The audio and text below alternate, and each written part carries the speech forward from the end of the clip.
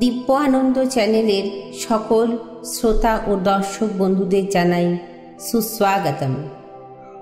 2024 সাল আসতে চলেছে। কি বলছে আপনাদের গ্রহ নক্ষত্ররা? কিভাবে চললে আপনারা জীবনে সাফল্য অর্জন করতে পারবেন, একটু ভালো থাকবেন? কোথায় কোথায় সাবধান হওয়া খুবই প্রয়োজন, আসুন একটু জেনে নিই। মীন রাশি 2024 সাল। মীন রাশির জাতক জাতিকাদের জন্মকালীন গ্রহযোগ শুভ হলে ও মহাদশা ভালো থাকলে অনেক বছর পরে এবছর আপনারা অনেক নতুন নতুন সুযোগ পাবেন, যা কাজে লাগিয়ে ভাগ্য উন্নতি ও কর্ম উন্নতির পথ প্রশস্ত করতে পারেন। এক কথায় বলা যেতে পারে এই বছরটি বৃহত্তর সাফল্যের দিকে প্রথম পদক্ষেপ। 1 মে 2024 অবধি দেবগুরু বৃহস্পতি আপনাদের দ্বিতীয়ভাবে অবস্থান করে আর্থিক ও ইনভেস্টমেন্টের সুরক্ষার দায়িত্ব গ্রহণ করছেন। এরপর দেবগুরু বৃহস্পতি তৃতীয় অবস্থান করবেন, যার ফলে আপনাদের কর্মজীবনে নতুন আশা ও সুযোগ দেখতে পাবেন। আপনারা কর্মে বিশেষভাবে পারদর্শী হয়ে উঠবেন।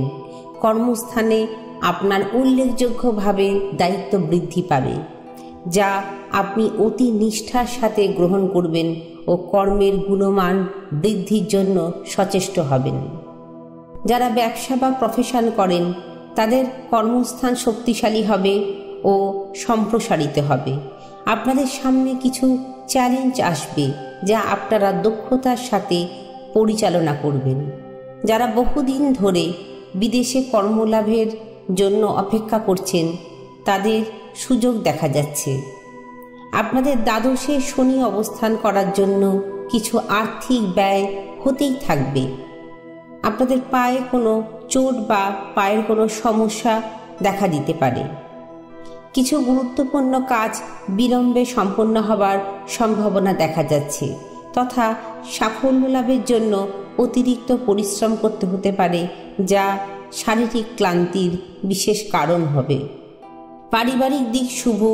শ্বশুরবাড়ির দিক থেকে ইতিবাচক উন্নতি পরিলক্ষিত হচ্ছে। অনেকেরই ইচ্ছা বিদেশে ভ্রমণ করার, অনেকেরই এই ইচ্ছা এবছর পূর্ণ হতে চলেছে। আপনাদের রোম্যান্টিক সম্পর্কের শুভ প্রতিশ্রুতি দেখা যাচ্ছে। দাম্পত্য সম্পর্কে কিছুটা ওঠানামা পরিলক্ষিত। প্রথম দিকে সম্পর্কে দ্বন্দ্ব বাড়বে বা মনোমালিন্য হওয়ার সম্ভাবনা দেখা যাচ্ছে, কিন্তু পরবর্তীকালে সম্পর্ক অনেকটা সহজ হয়ে যাবে।